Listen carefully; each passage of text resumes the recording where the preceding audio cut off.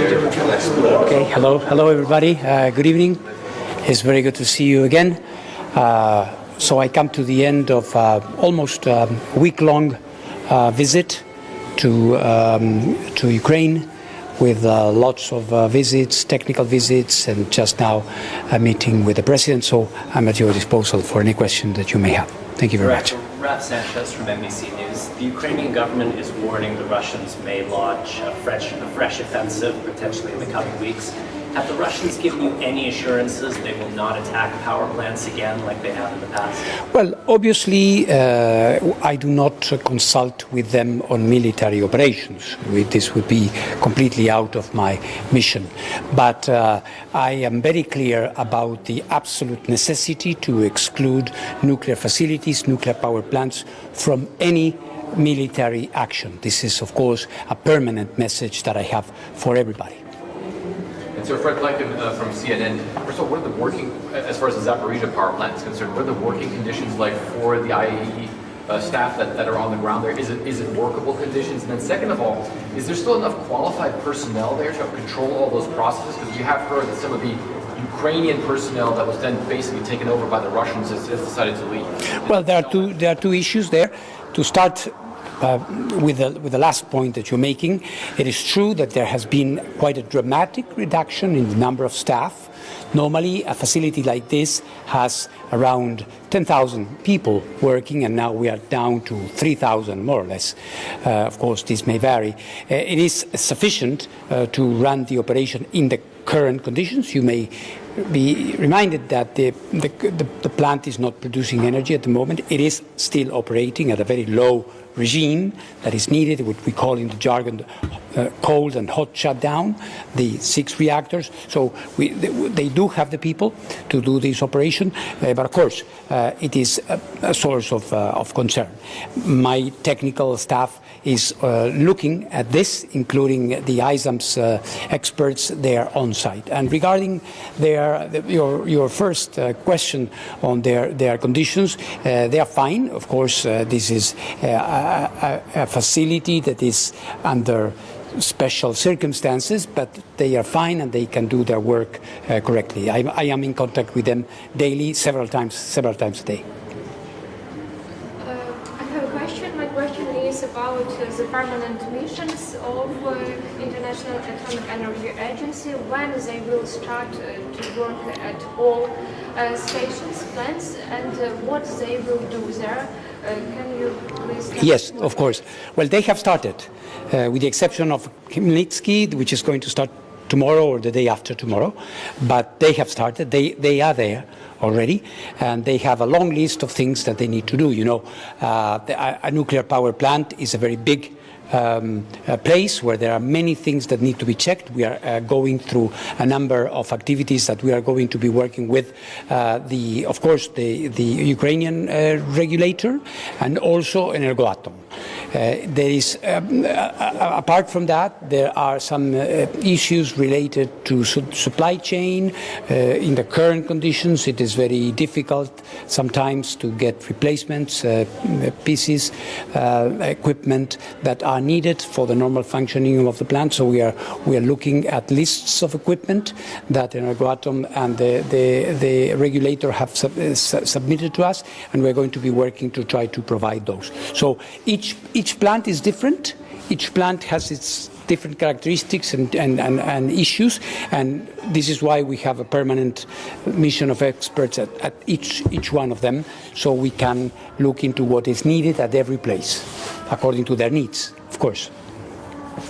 Director, we are almost a year into this war now. Can you just lay out the stakes here? How dangerous is this situation, a major conflict in a country with so many nuclear power plants? Well, the good side of the answer could be that almost a year after the beginning of a conflict, the first major conventional war waged on a territory that has a vast nuclear infrastructure.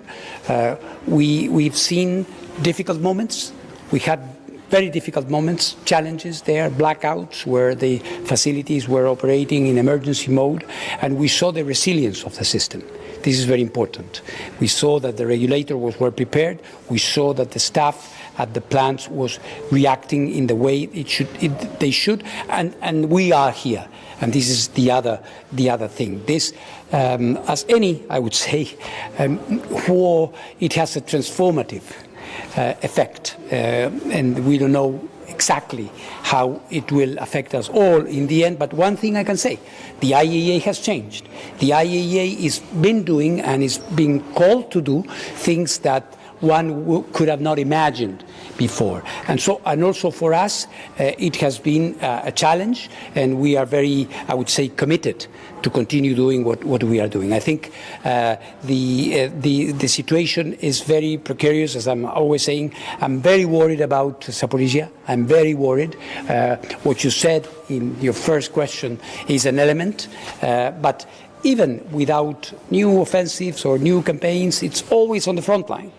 And only today there were 2 major explosions in the vicinity. It was not at the plant itself, but we were in alarm, we were in contact. So we know every day that a nuclear accident or an accident having serious radiological consequences may take place any day.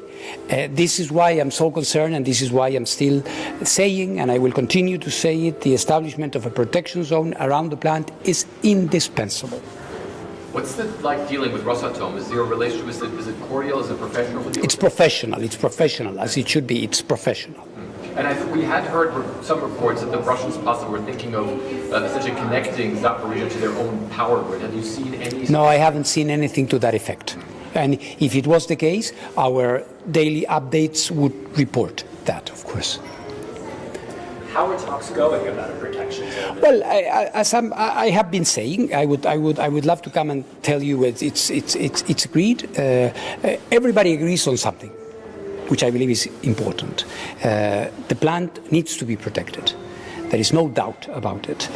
What I need, this is perhaps my challenge, because the parties are not negotiating with each other.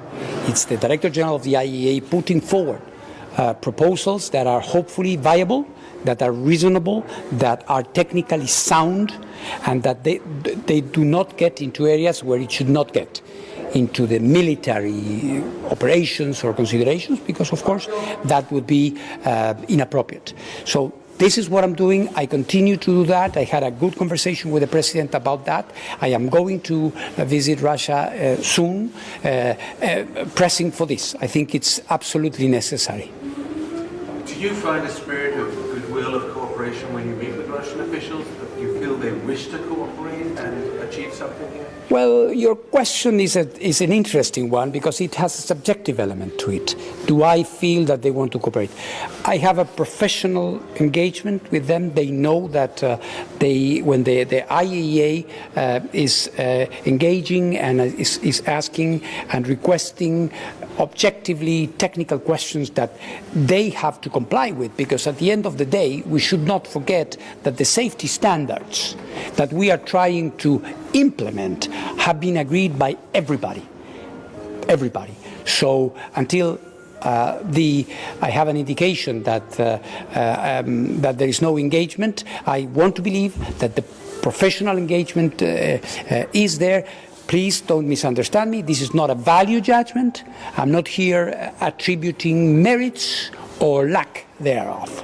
But my professional engagement is absolutely necessary with them, as you may understand. You pointed out that we have made it almost a year now without a nuclear disaster. Do you worry the world is becoming complacent about the threat? Yes, I worry. That's an excellent point. I worry that this is becoming routine. That people may believe that, well, nothing happened so far. So is the Director General of the IAEA crying wolf and nothing is happening? Well, it can happen anytime.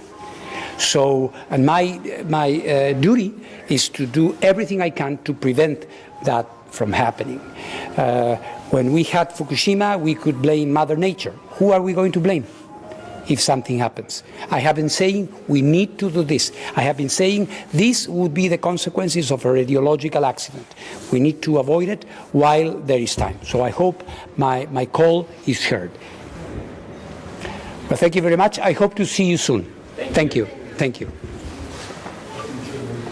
Thanks for organizing.